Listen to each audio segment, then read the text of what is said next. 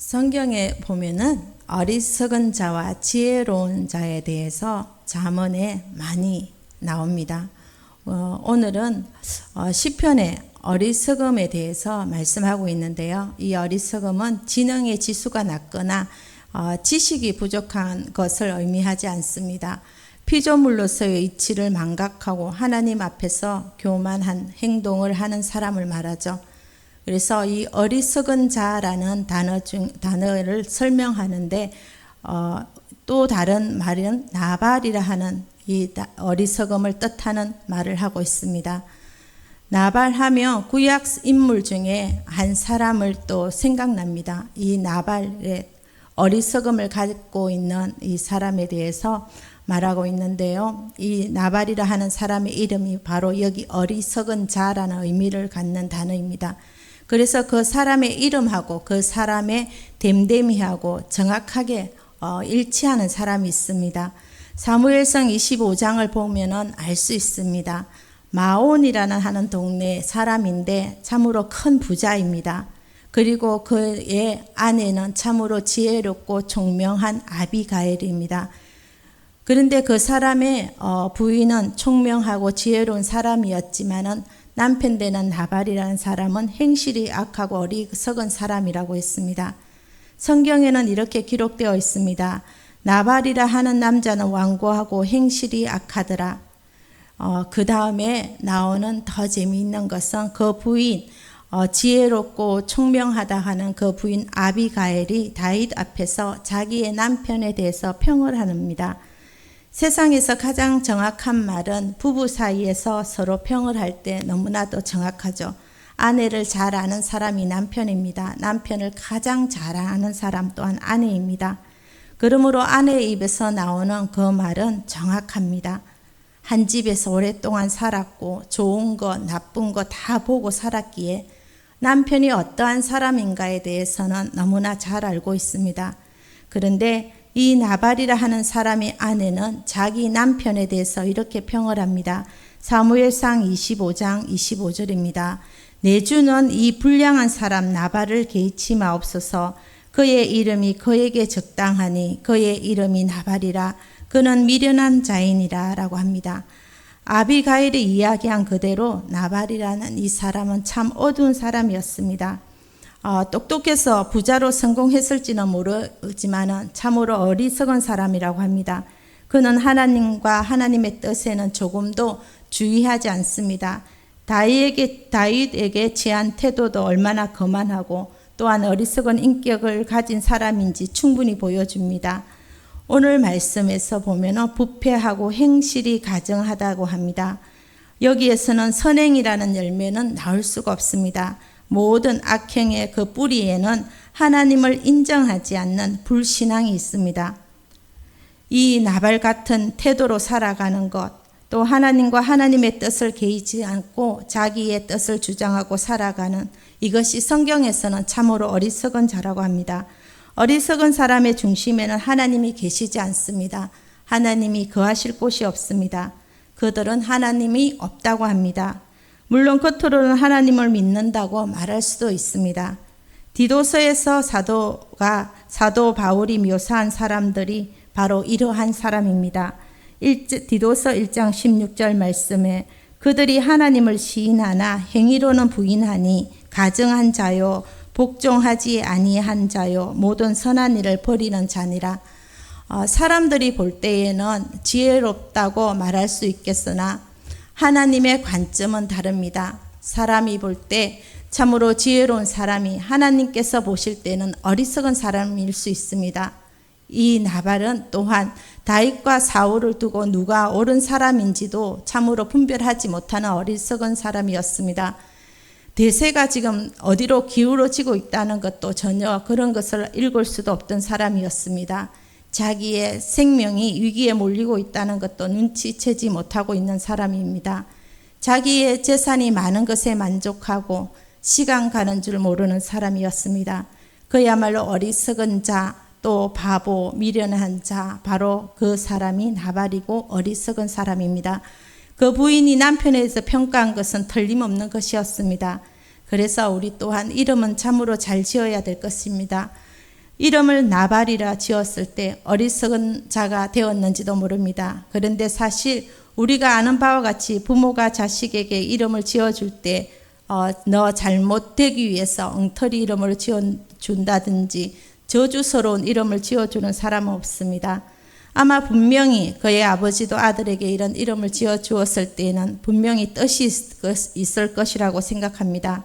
이름을 이 나발이라고 함으로써 일생 동안 이름처럼 어리석은 자가 되지 못하게 하는 어떤 아버지의 그 교훈과 그 교훈이 그 안에 담겨져 있지 않을까 그렇게도 생각됩니다.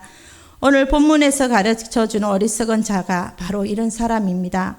어리석은 자는 그 마음에 이르기를 하나님이 없다고 합니다.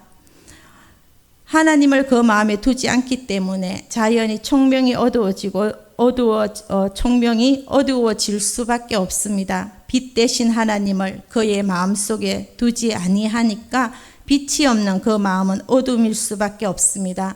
바로 이런 사람을 이끌어서 나발이라고 하면서 어리석은 자라고 따라갑니다. 이렇게 볼 때 본절의 어리석은 자는 곧 악인을 가리키는 것이라는 것도 알 수 있습니다. 어리석은 사람의 악인의 특징은 하나님이 없다 하는 데 있습니다. 로마서 3장 10절 12절 말씀입니다. 기록된 바 의인은 없나니 하나도 없으며 깨닫는 자도 없고 하나님을 찾는 자도 없고 다 치우쳐 함께 무익하게 되고 선을 행하는 자도 없나니 하나도 없도다. 악인을 어리석은 자라고 하는 것은 하나님이 계신데도 없다 하기 때문입니다. 있는 것을 없다 하니 더더욱 어리석은 것은 당연합니다. 또한 어리석은 사람은 여호와를 의뢰하는 사람을 조롱합니다. 욥이 고난을 당할 때 욥의 아내가 하나님을 저주하고 죽으라고 말했을 때 어리석은 여인으로 비유되고 있습니다. 그가 이르되 그대의 말이 한 어리석은 여자의 말 같도다. 우리가 하나님께 복을 받았은즉 하도 받지 아니하겠느냐 하고 이 모든 일에 욥이 입술로 범죄하지 아니하니라.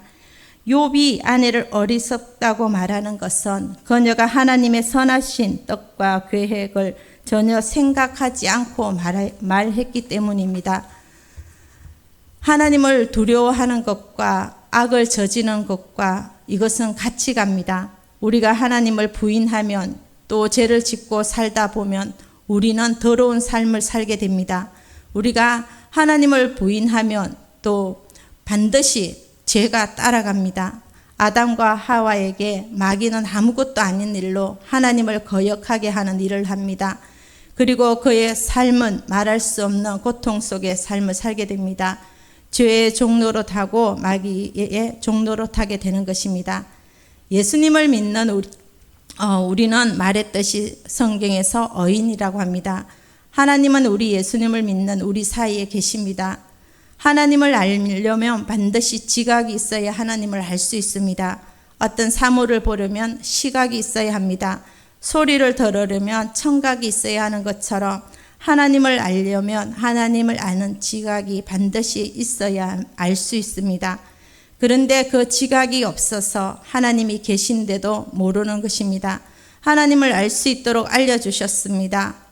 하나님을 아는 지각이 없어진 것은 성경에서 분명히 말해줍니다. 죄로 인해 우리의 영이 죽었기 때문에 영이신 하나님을 모른다는 사실입니다. 에베소서 2장 1절 말씀에 그는 허물과 죄로 죽었던 너희를 살리셨으니 죄로 인해서 우리의 영이 죽었습니다. 그러기에 하나님을 전혀 모르던 사람입니다. 그런데 우리가 예수님을 믿고 우리의 영이 살아 죄 사함을 받았습니다. 성령이 오심으로써 우리의 영이 살았습니다. 그리하여 우리는 하나님의 자녀가 되었습니다. 마태복음 5장 8절 말씀에 마음이 청결한 자는 복이 있나니 그들이 하나님을 볼 것이며 우리를 향하여서 주시는 말씀입니다. 우리는 예수님을 말미암아 모든 죄를 사함을 받았습니다. 하나님의 계획은 단순히 우리만 예수님을 믿는 것이 아닙니다. 단순히 우리만 믿는 것이 아니라 우리를 통해서 세상 모든 사람들이 예수님을 믿는 것입니다. 그래서 하나님은 의인의 세대 가운데 계신다고 말씀하십니다. 예수님을 믿는 사람만 하나님이 보고 계신다는 것이 또한 아닙니다. 모든 인생을 다 살피고 계십니다. 하나님이 보실 때 지각이 있어 하나님을 찾는 자가 있나 보니 그런데 없다고 말씀하십니다. 3절 말씀에서 다 치우쳐 함께 더러운 자가 되고 선을 행하는 자가 하나도 없구나 하고 하나님이 탄식하십니다. 우리는 세상 사람들을 향하여 하나님의 편지임을 기억해야 할 것입니다. 고린도후서 3장 2절로 3절 말씀입니다. 너희는 우리의 편지라 우리 마음에 썼고 무사람이 알고 읽는 바라. 너희는 우리로 말미암아 나타난 그리스도의 편지니 이는 목으로 쓴 것이 아니요 오직 살아계신 하나님의 영으로 쓴 것이니 또 돌판에 쓴 것이 아니요 오직 육의 마음판에 쓴 것이라. 우리는 하나님의 계획 속에 하나님의 살아계심을 전하는 증인이요 우리는 그리스도의 편지입니다. 로마서 3장에 선을 행하지 않는 어리석은 사람은 이런 사람이다 라고 바울이 말합니다.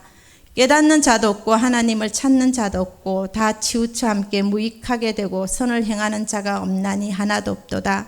그들의 목구멍은 열린 무덤이요 그 혀로는 속임을 일삼으며 그 입술에는 독사의 독이 있고 그 입에는 저주와 악독이 가득하고 그 발은 피 흘리는 데 빠른지라. 파멸과 고생이 그 길에 있어 평강의 길을 알지 못하고 그들의 눈앞에 하나님을 두려워함이 없느니라 함과 같으니라. 하나님을 알지 못하고 어리석은 사람의 일컬어서 말하고 있습니다. 부패하고 모든 사람이 하나님의 존재를 인정하지 않고 무시해버리는 어리석은 자라는 것을 또 죄인이라는 것을 증명하기 위해서 바울이 분명하게 본문을 인용해서 말하고 있습니다. 그래서 이 말씀을 보면서 감사한 것은 또한 우리는 옛날에 우리 모두 나발과 같은 사람인데도 이제는 예수님 때문에 우리는 그 이 나발의 무리에서 떨어져 구별되었습니다. 우리는 예수님을 인해서 어리석은 자가 아닙니다. 적어도 우리는 이 새벽에 구별했습니다. 하나님의 말씀과 예배를 통해 나온 우리들을 나발이라고 어리석은 사람이라고 한다면 큰일 날 것입니다. 우리는 빛으로 나왔습니다. 많은 사람이 하나님을 인정하지 않고 무지 속에 살아갑니다. 우리 예수님 때문에 우리는 빛을 발견하고 구원받는 새 사람이 되었습니다. 그러므로 걸어가도 예수님이요 머물러도 예수님입니다. 한 가지 이것을 해도 인정받고 어느 것 하나 하나님을 인정하지 않는 것이 없습니다. 마음으로 우리는 항상 범사에 하나님을 인정하면서 하나님의 인도를 또 기다리는 거룩한 백성이 되었습니다. 4절 말씀에 죄악을 행하는 자는 다 무지하냐 그들이 떡 먹듯이 내 백성을 먹으면서 여호와를 부르지 아니하는도다. 마음에 하나님을 없다고 하는 어리석은 사람들이 마음에 하나님을 두지 아니함으로 못할 일이 없습니다. 그 가운데 특별히 잘하는 일은 하나님을 섬기고 거룩하게 살려고 하는 사람들을 못살게 굴고 핍박하는 것을 떡을 먹듯이 하나님의 백성을 집어삼키고 악한 일을 제 멋대로 한다는 것입니다.